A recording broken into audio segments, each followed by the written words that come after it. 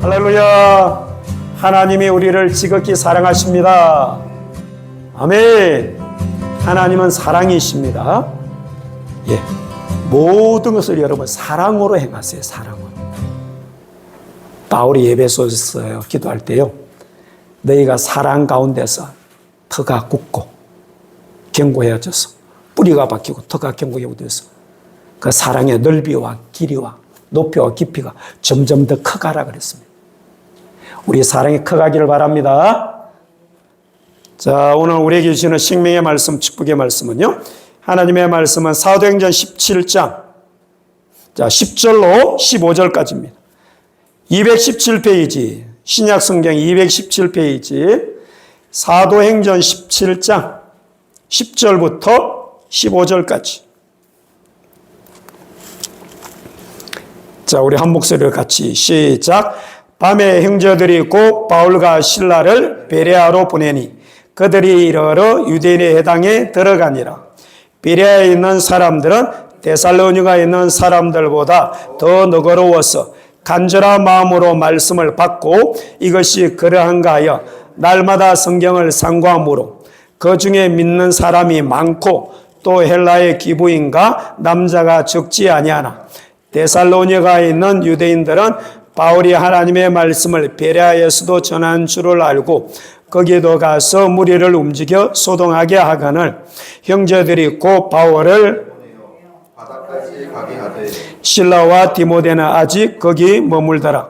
바울을 인도하는 사람들이 그를 데리고 아덴까지 이르러 그에게서 실라와 디모데를 자기에게로 속히 오게 하라는 명령을 받고 떠나니라. 할렐루야. 사도 바울이 유럽을 가서 첫 성인에게 빌립보에서 복음을 전하다가 이렇게 핍박을 받고 심하게 매도 맞고 이렇게 깊은 옥중에 갇히게 됐습니다. 이랬었을 때, 이런 절망적인 상황이었을 때 바울과 실라는 낙담하지 아니하고 낙심하지 아니하고 하나님께 기도하며 찬송하더라 그랬습니다. 이 기도가 하늘 문을 여는 열쇠입니다. 찬양이 바로 또 하늘 문을 여는 열쇠입니다. 찬양하세요. 악한 영들이 물러갑니다. 특히 악한 영들이 많이 역사할 때 여러분 마음 가운데 이런 두려움의 생각이 들 때 있잖아요. 염려, 근심, 불안, 초조. 마귀는 바로 이 생각을 통해서 우리에게 불화살을 쏘거든요. 우리가 죄 짓지 않으면 우리 속에 못 들어온다 그랬잖아요. 그래서 죄를 짓게끔 먼저 생각으로 우리 생각과 마음에 불화살을 쏜단 말이에요. 에베소서 6장에 말했잖아요. 그 모든 불화살을 막아내는 것이 믿음의 방패 하나님의 말씀입니다. 네. 그래서 마귀가 있는 생각을 통해서 역사할 때 우리가 말씀을 가지고 있으면 능히 이기게 됩니다. 그래서 이런 생각을 통해서 역사할 때요, 보혈 찬송을 부르세요. 예수 보혈 능력이 있도다. 할렐루야. 정말 예수님의 보혈 능력이 있습니다. 이 보혈은 우리를 구원할 뿐만 아니라 우리가 회개할 때 우리 죄를 용서해 줄 뿐만 아니라 우리를 마귀를 이기게 하기도 하고 우리 질병을 치유하기도 합니다. 할렐루야. 우리를 보호하기도 합니다. 보혈의 5대 능력이 있습니다. 그래서 여러분 생각이 다운될 때 이 우울증에 걸린 사람들이 있거든요. 우울증은 거의 다 귀신 역사입니다. 우울증의 끝은요, 자살입니다. 생각을 사로잡은 거거든요. 마귀가 마음을 사로잡은 거거든요. 이럴 때 우울증에 걸렸을지 할지라도 여러분 보혈 찬송 부르기 바랍니다. 정말 보혈의 능력이 있습니다. 이렇게 찬송하면 한 길로 왔던 귀신 7길로 떠나가게 됩니다. 보혈의 능력을 우리보다 귀신들이 더 잘합니다. 네.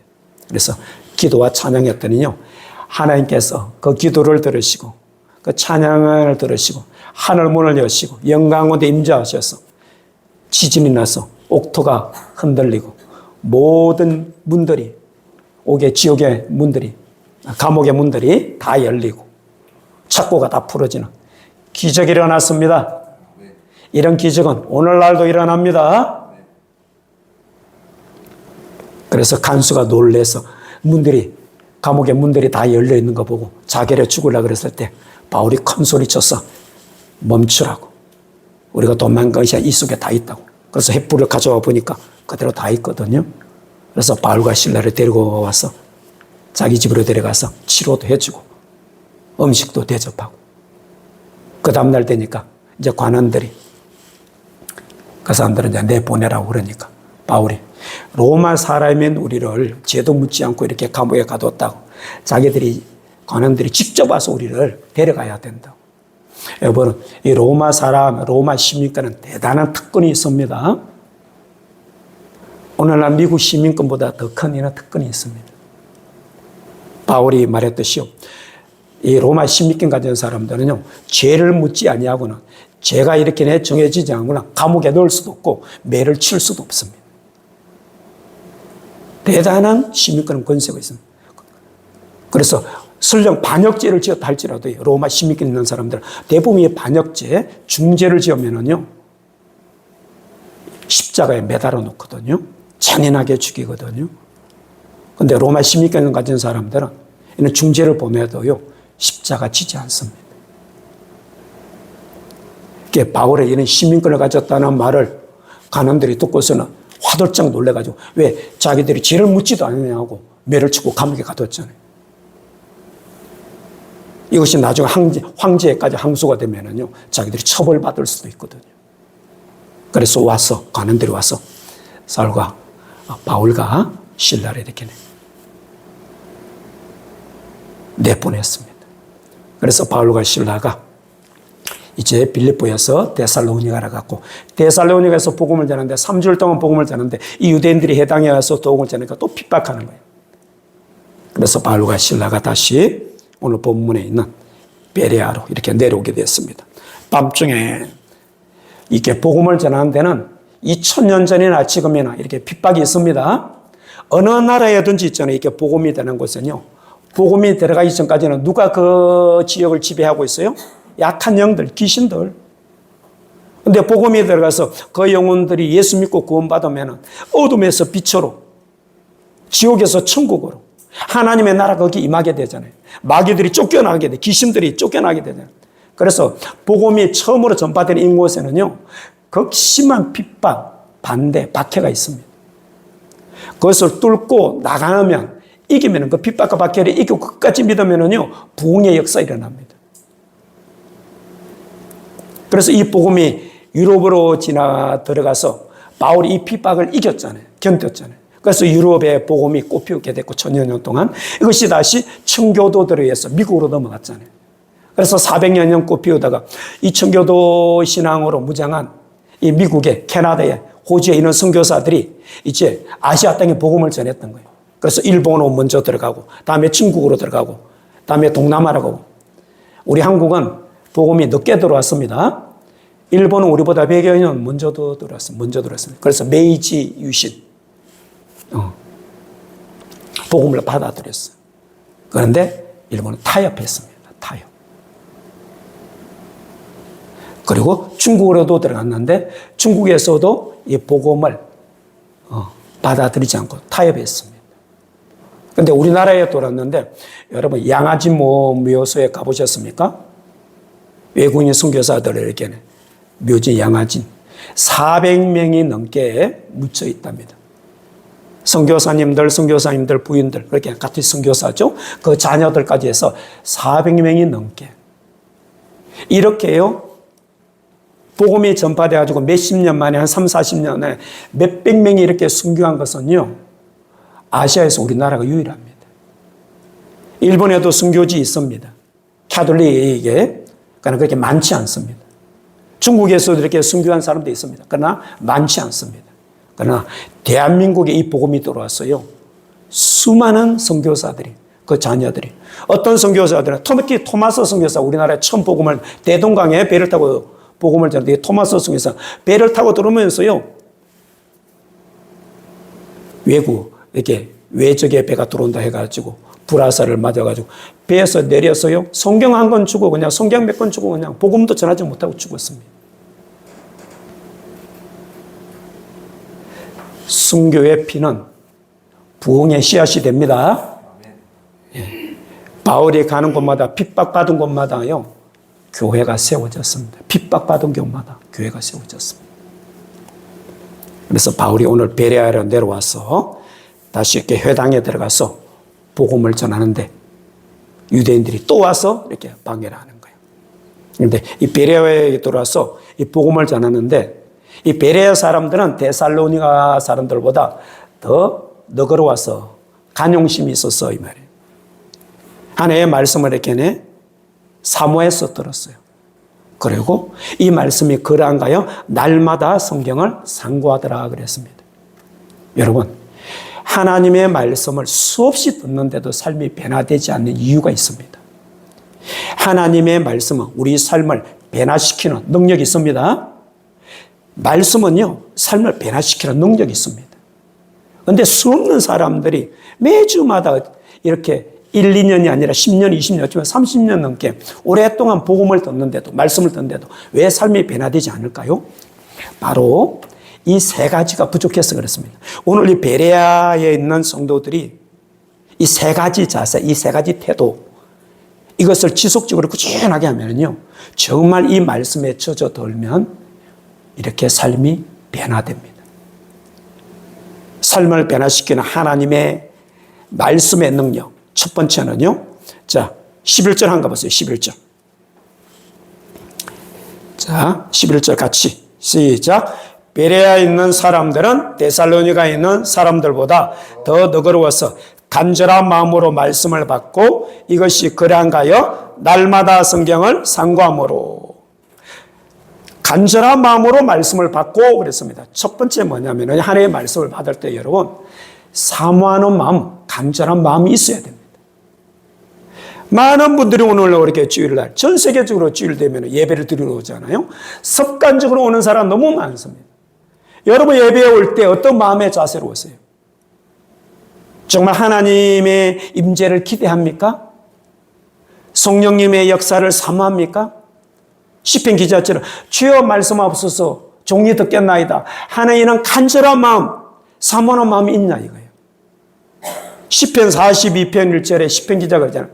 하나님의 사슴이 시냇물을 찾기에 갈급한 같이 내 영혼이 주님을 찾기에 갈급하나이다. 목마른 사슴이요, 특히 사막에 물이 없잖아요.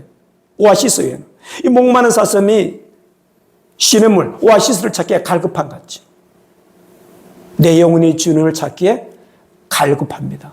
여러분 예배 올 때 하나님에 대한 이런 갈망이 있냐 이거예요. 하나님에 대한 이런 목마름이 있냐 이거예요.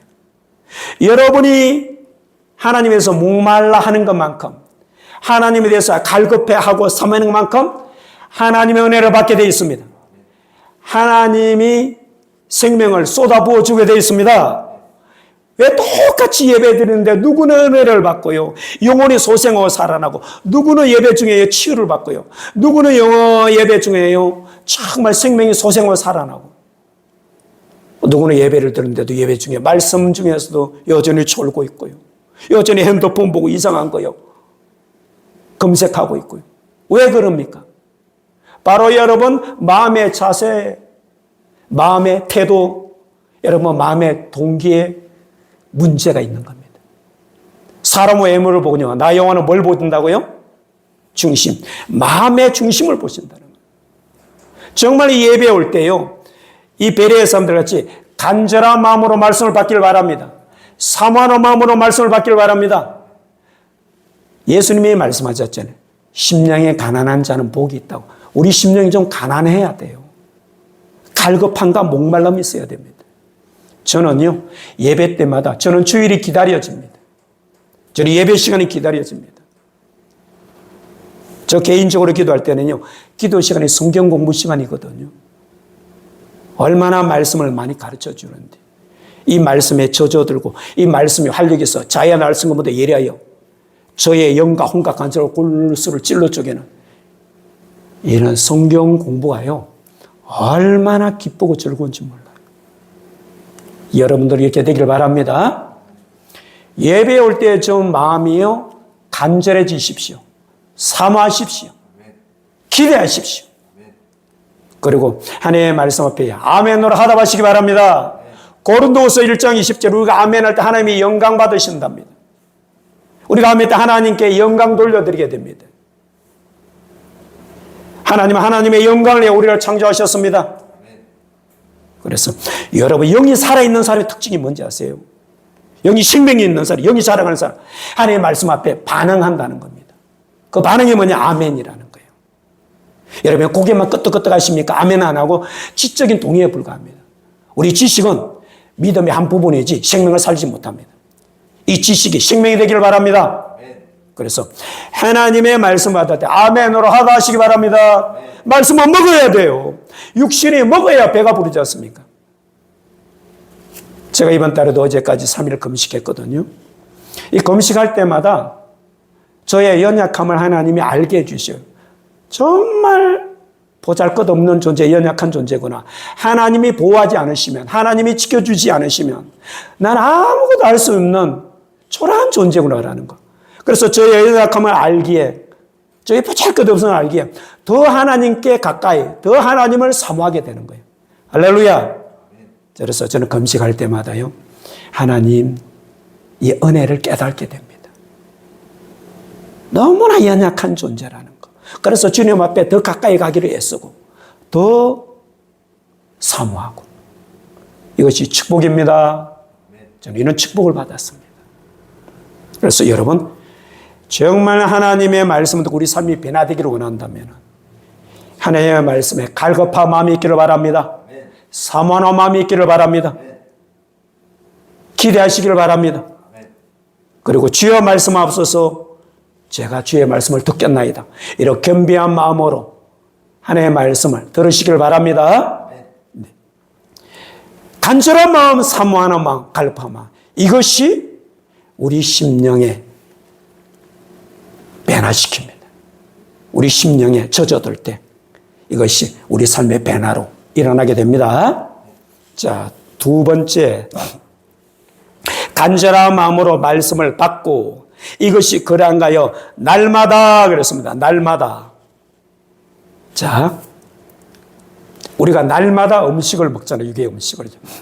마찬가지로 하나님의 말씀은 영의 양식이라고 그랬잖아요. 육의 양식 우리가 날마다 먹어야, 그것도 날마다 먹되 하루에 3끼씩 먹잖아요. 이걸 알면서 왜 영의 말씀은 날마다 먹지 않으세요? 많은 사람들이 주일날 한 번 와서 예배 때 설교 듣는 것으로 만족하세요. 이런 사람들은요, 대부분이 종교의 영을 가진 사람이에요. 영이 살았다 하나 죽고 있는 자, 하나님과 영적으로 교통이 되지 않는 사람. 육신이 보세요. 일주일에 여러분 한 끼 먹어보세요. 건강한 삶을 살 수 있나?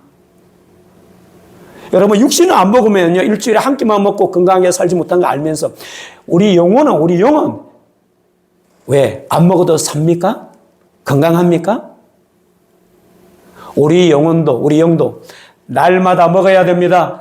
영의 양식 말씀을 먹어야 됩니다. 할렐루야. 그랬어요. 날마다 말씀을 먹어야 됩니다.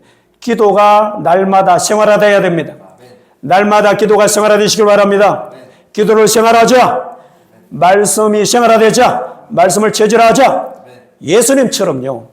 신앙생활이 뭡니까? 예수님 닮아가는 거잖아요. 성령이 오시면 우리를 예수님의 형상을 닮아가게 하십니다. 네. 예수님이 새벽 미명에 일어나셨잖아요. 그래서 일어나자마자 기도하는 습관. 예수님이 저녁마다 습관을 쫓아 기도하셨잖아요. 여러분, 자기 전에 기도하는 습관. 할렐루야. 기도가 습관이 되기를 바랍니다. 좋은 습관을 들이라 그랬죠. 영적인 좋은 습관. 이것이 우리의 인격이 되고 우리의 성품이 되고, 여기에 또 계속 젖어들게 하면 여러분 삶이 계속 변화됩니다. 성장하게 됩니다. 예수님의 형상을 닮아가게 됩니다. 장성한 믿음의 분량이 이르게 됩니다. 할렐루야. 이런 역사 있기를 예수님의 이름으로 축원합니다. 날마다 그랬어요. 날마다. 육신의 음식을 날마다 먹듯이 영의 양식을 날마다 먹으십시다. 예. 날마다 이렇게 말씀을 먹는 게 여러분 듣기만 하지 마시고 말씀드렸잖아요. 읽으세요. 읽어서 은혜가 됩니까? 묵상도 하세요. 그래서 날마다 말씀을 듣고 여기 다음에 상고하더라 그랬잖아요. 그래서 세 번째가 뭐냐면요, 이 말씀을 날마다 먹으면서 상고하는 겁니다. 이 상고한다는 게 원어에 보면요, 아나크리론테스라는 단어인데, 아나크리론테스. 이게 무슨 뜻이냐 하면은요, 사람이나 사물의 성질이나 상태를 파악하기 위하여 자세히 관찰하고 조사하는 것. 정말서 베레아 사람들은 바울의 말을 듣고요, 날마다 이 말씀이 그런가요? 왜? 바울이 너희가 기다리던 이 메시아, 이 그리스도, 예수라는 분이 바로 너희가 기다리는 그 메시아 그리스도다. 그래서 구약 성경을 이야기했을 거 아니에요? 신약은 없으니까. 그러니까 정말 구약에서 예언하는 이 메시아, 이사야서 9장부터 11장까지 나오는, 이사야 53장에 나오는 이 메시아, 예수님이 바로 그 메시아인가 그리스도인가 해서 날마다 성경을 주의 깊게 자세히 관찰하고 연구했다라는 거예요. 여러분, 우리가 날마다 바로 말씀 이렇게 할 수 있는 방법 중에 오늘날 보편화되어 있는 것이 바로 이게 큐티라는 겁니다. 큐티. 정말 여러분, 날마다요, 여러분 큐티 해보세요. 말씀을 읽고, 말씀을 묵상하고, 말씀을 관찰하고, 묵상한 말씀을 관찰하고, 연구도 하고, 그래서 내 삶에 내가 읽은 말씀 중에, 내가 관찰한 말씀 중에, 내가 묵상한 말씀 중에 내게 감동이 되고, 내게 은혜가 되고, 내게 찔림이 되고, 내게 도전이 되는, 내가 붙잡기를 원하는 이 말씀을요, 여러분 삶에 적용해 보세요. 큐티는 거거든요. 말씀을 읽고, 묵상하고, 관찰하고, 그걸 내 삶에 적용하는 거. 이렇게 할 때요, 여러분 삶에 놀라운 변화가 일어납니다. 그런데 날마다라 그랬어, 이거요. 이렇게 말씀을 상고하는 것은 날마다 여러분 그렇게 말씀 속에요, 큐티라는, 꼭 큐티가 형식이 정해진 게 아닙니다. 초신자 처음 할 때는 여러분요, 형식이 필요해요. 방법이 필요해요. 요즘 좋은 책자들 많이 있습니다. 큐티에 가는 책자. 생명의 삶을 비롯해가지고. 처음에는 그것으로 시작하세요. 저도 한 10여 년 동안 그것으로 했습니다. 그리고 나서부터는요, 여러분 각자의 만난 방식으로 이제 하면 됩니다. 그래서 이 말씀을 날마다 상고, 날마다 말씀을 읽고, 날마다 말씀을 묵상하고, 날마다 말씀을 듣고, 날마다 말씀을 관찰하고 연구하고, 이걸 내 삶에 적용해 가면은요, 여러분 삶에 변화가 일어납니다. 여러분 신앙이 성장하게 됩니다. 여러분 신앙이 자라가게 됩니다. 여러분 신앙이 장성하게 되면 분량이 일어나게 됩니다. 할렐루야! 말씀으로 이렇게 삶이 변화되면, 우리 성장하고 자라가면은요, 우리 삶에 우리가 영적인 옷이 변화되게 돼요. 영적인 옷이 변화됩니다. 여러분, 우리 이제 재림을 앞둔 시대라 그랬잖아요. 우리는 요한계시록 19장에서 말하는 세마포 입어야 됩니다. 성도들의 옳은 행실. 옳다 그러니까 도덕적 윤리적인 수준이 아니라 그랬죠. 하나님을 사랑하여 그 말씀대로 지키고 순종하여 행함으로, 정말 말씀대로 순종함으로, 말씀에 젖어들어서 말씀으로 변화받아서 나의 생각과 가치관이 변하고 나의 인격이 변화되고 예수님의 형상을 닮아가서 정말 너는 나를 따르는 자구나, 예수님의 가신 그 길을 쫓아가며 따라가는 자, 이런 자에게 입혀진 옷이 세마포입니다. 계시록 3장 5절에는 흰 옷이라 그랬고, 마태복음 22장에서 예수님 예복이라 그랬고, 이 세마포 입은 자만 신랑으로 오시는 예수님 휴거당할 수 있습니다. 예수님 신랑으로 오실 때 재림하신 예수님 맞이할 수 있습니다. 할렐루야. 초림하신 예수님 우리를 구원하러 오셨습니다. 구세주로 오셨습니다. 십자가의 피 흘리러 죽으러 오셨습니다. 그러나 재림하시는 예수님은 우리를 심판자로 오십니다. 우리를 심판자로 오십니다.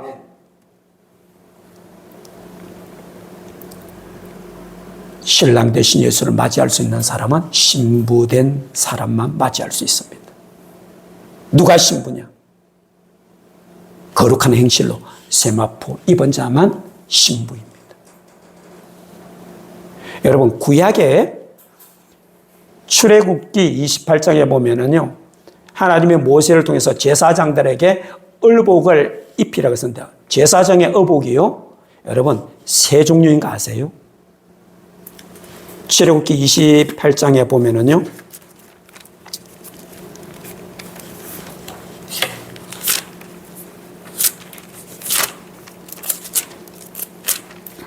자, 출애굽기 28장 한번 가보세요. 출애굽기 28장.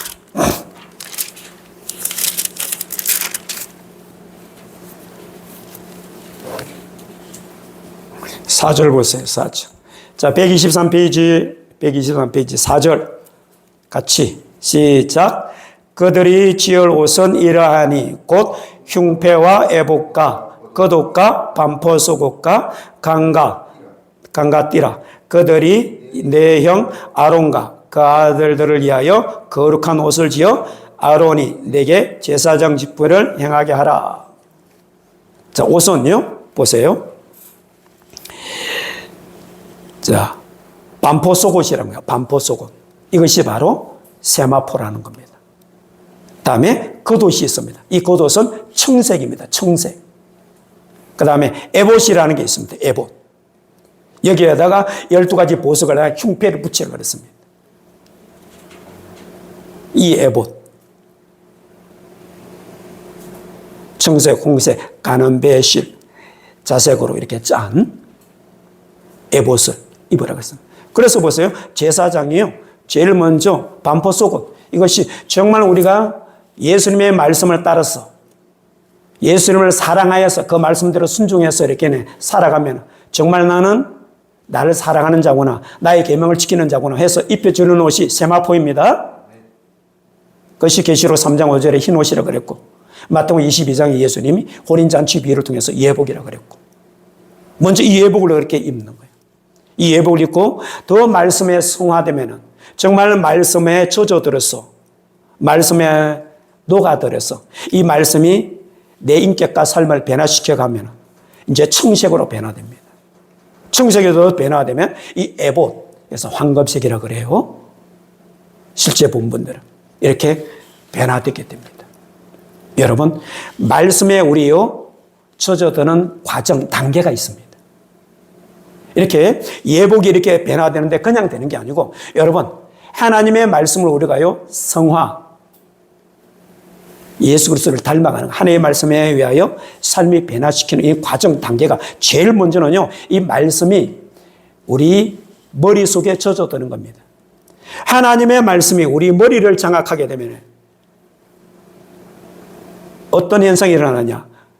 성경에 고린도후서 10장 5절에 모든 생각을 사로잡아 그리스도께 복종하게 되는 단계가 됩니다.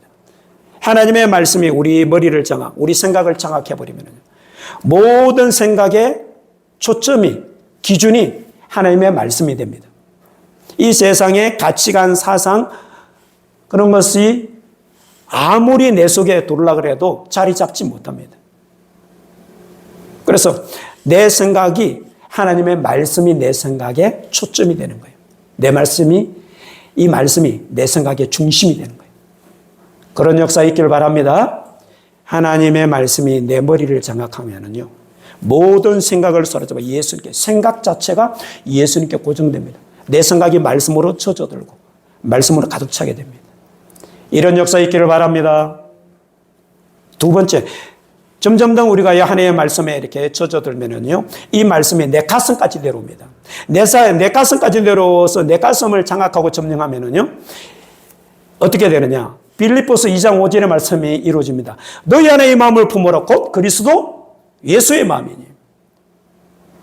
이제 말씀이요, 내 머리를 장악해서 생각이 예수께 꼭 복종할 뿐만 아니라 이제 가슴까지 젖어들고 가슴을 장악하게 되면요, 내 마음이요 예수님의 마음 갖게 됩니다. 할렐루야. 주님의 마음을 갖게 되는 거예요. 그래서 주님의 마음으로 느끼고 주님의 눈으로 보게 되는 거예요. 긍휼의 마음, 자비의 마음, 사랑의 마음으로 가득 차게 됩니다. 할렐루야. 이런 역사 일어나기를 예수님의 이름으로 축복합니다. 점점 더 말씀에 이렇게 젖어들면 여러분이 큐티 하루 이틀 날마다 그렇잖아요. 날마다 해서 이게 날마다가 몇 주가 되고 몇 주가 몇 달이 되고 몇 달이 몇 년이 되고 이것이 10년 20년 이렇게 젖어들게 되면요, 그 다음에요 말씀이 내 배까지 장악하게 되면, 말씀이 내 배까지요 점령하게 되면은요, 이 말씀이 또 이루어집니다. 요한복음 7장 38절. 그 배에서 뭐가 흘러나리라? 생수의 강이 흘러나리라. 할렐루야. 생수의 강, 성령의 생수가 이제 내 배에서 흘러나게 되는 거예요. 빌립보서 3장 그랬잖아요. 너희의 신은 배요. 그랬죠. 모든 욕심이요. 이 배 속에 있습니다. 배 속에. 식탐, 탐욕. 그래서 너희의 신은 배요. 그랬잖아요. 제가 이렇게 너희가 금식할 때마다 깨닫게 해주시고 느끼는 것이 정말 식탐이 제가 많다라는 거. 탐식이 많다라는 거. 예수님은 무엇을 먹을까? 무엇을 마실까? 무엇을 입을까? 염려하지 말라 그랬는데. 정말 제가 이렇게 금식을 해보면서 이제 이 말씀의 의미를 저는 그전에 지식으로 그냥 단순히 암기, 외우기만 했었습니다. 바울이 한 말. 내가 궁핍함으로 말하는 것이 아니라 어떤 행편이었는지 자족하기를 배웠노니 내가 비천에 처할 줄도 알고 풍부에 처할 줄도 알아. 모든 일에 배부름에 배고픔과 풍부와 궁핍에도 일체의 비결을 배웠노라. 내게 능력 주시는 자 안에서 내가 모든 것을 할 수 있느니라. 정말 이 말씀이 이제는요. 저 상 가운데서 실감이 나는 것을, 실감이 되는 것을 제가 이제 깨닫고 느끼게 됩니다. 정말요, 어떤 분이 이렇게 초대해서 뷔페, 근하게 정말 이렇게 먹을 때도 있는가 하면, 이제는요, 쌀국수 하나, 1,300원짜리거든요. 이 쌀국수 하나, 김치 하나 가지고도 그렇게 행복해야 하나, 그렇게 기쁘고 즐거울 수가 없나. 그래서 정말 하나님의 말씀이 여러분 배까지 장악하기를 바랍니다. 생수의 강이 흘러납니다. 천국의 속성들이 이제는 나타나기 시작합니다. 하나님의 말씀에 더 젖어들면 하나님의 말씀이 나를 점점 더 정확해서 머리에서 가슴으로, 가슴에서 배에서 이제 무릎까지 우리 장악하고 점령하면은요, 어떤 현상이 일어나냐? 이사야서 45장 23절의 말씀이 이루어집니다. 내게 모든 무릎이 꿇을 것이요.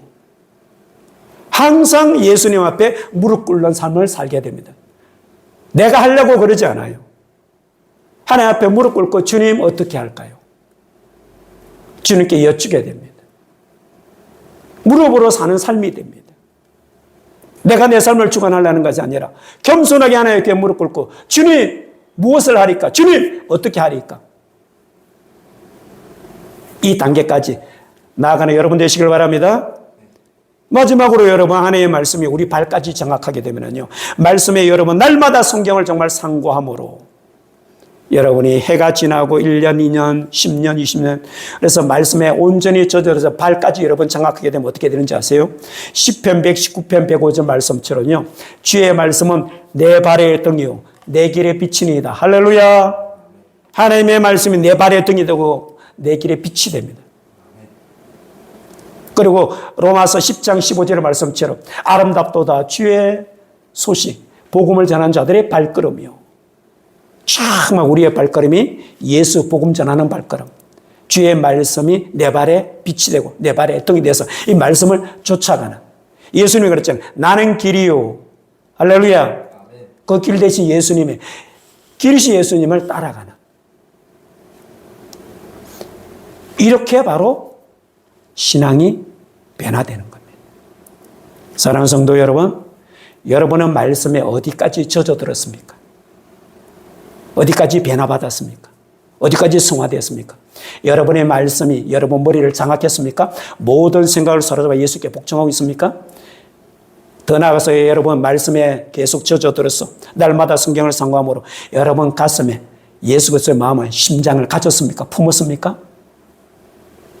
여러분이 또 말씀에 젖어들고 말씀에 녹아들어서 여러분 배에서 생수의 강이 흘러납니까? 더 깊은 신앙으로 더 말씀에 젖어들어서 모든 일에 예수님께 무릎 꿇고 날마다 무릎 꿇습니까? 순간순간 무릎 꿇습니까? 성화의 극치, 온전한 성화라면 발끝까지 그렇게 되면 주의 말씀이 내 발의 등이 되고 빛이 되어서 이 말씀대로 행하는 삶. 이렇게 될 때 제사장의 옷이 흰 옷에서 청색에서 에봇을 입는 황금색까지 변화될 줄로 믿습니다. 이런 역사 일어나기를 바랍니다. 오늘 베레아 성도들을 통해서 정말 하나님의 말씀이 우리 삶을 변화시키기 위한다면 간절한 마음으로 말씀을 받기를 바랍니다. 그리고 좋은 습관, 날마다 그래서 날마다 기도를 생활하십시다. 날마다 말씀을 체질하십시다. 말씀이 생활화되고 말씀이 체질화되어야 됩니다. 이렇게 돼서 말씀이 여러분 머리를 장악하고 여러분 가슴을 장악하고 배를 장악하고 무릎과 발까지 장악해서 여러분이 세마포만 있는 것이 아니라 여러분이 제사장같이 그것도 청색을 입고 여러분 실제로 영의 눈이 열서 보면요, 성화된 사람들은요 이 청색으로 변화됩니다. 더 성화된 사람 많지 않지만은요 황금색으로 변화됩니다. 영의 눈이 열린 사람 볼 수 있습니다. 이렇게 변화받기를 예수님의 이름으로 축복합니다. 할렐루야. 우리 기도하겠습니다.